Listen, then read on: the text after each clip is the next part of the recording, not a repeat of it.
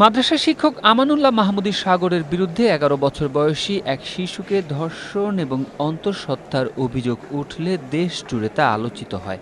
সে সময় মাদ্রাসা শিক্ষক আমানুল্লাহ লাইভে এসে নিজেকে নির্দোষ এবং ডিএনএ টেস্টের দাবি করেন।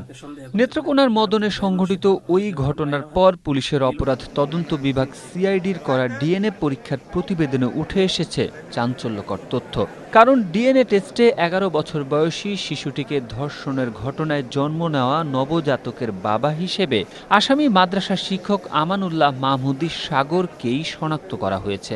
সোমবার আদালতে ডিএনএ পরীক্ষার প্রতিবেদন উপস্থাপনের পর বিষয়টি নিশ্চিত করেন নেত্রকোনার নারী ও শিশু নির্যাতন দমন ট্রাইব্যুনালের পাবলিক প্রসিকিউটর পিপি নুরুল কবির রুবেল।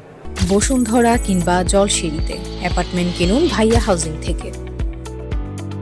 তিনি বলেন, ডিএনএ পরীক্ষার প্রতিবেদনে ধর্ষণের ঘটনায় জন্ম নেওয়া নবজাতকের বাবা হিসেবে আমানুল্লাহ মাহমুদী সাগরকে শনাক্ত করা হয়েছে। সোমবার তাকে আদালতে হাজির করা হয় এবং ডিএনএ পরীক্ষার প্রতিবেদন উপস্থাপন করা হয়। তিনি বলেন, আগামী ৬০ দিনের মধ্যে মামলাটির বিচার শেষ করা সম্ভব হবে বলে তারা আশা করছেন। শিশু ভূমিষ্ঠ হওয়ার আগ পর্যন্ত আমরা ডিএনএ টেস্টটা প্রোফাইলটা ম্যাচিং করতে পারছিলাম না। শিশুটা ভূমিষ্ঠ হওয়ার পরে তার সাথে এই যে আজকের যে আসামি এই আমানুল্লাহ হুজুর, তার সাথে যে ডিএনএ প্রোফাইল করা হয়েছে বাংলাদেশ পুলিশের সিআইডি থেকে করা হয়েছে, সেখানে দেখা গেছে যে শিশুর গর্ভে যে শিশুর জন্ম হয়েছে সেই শিশুর সাথে তার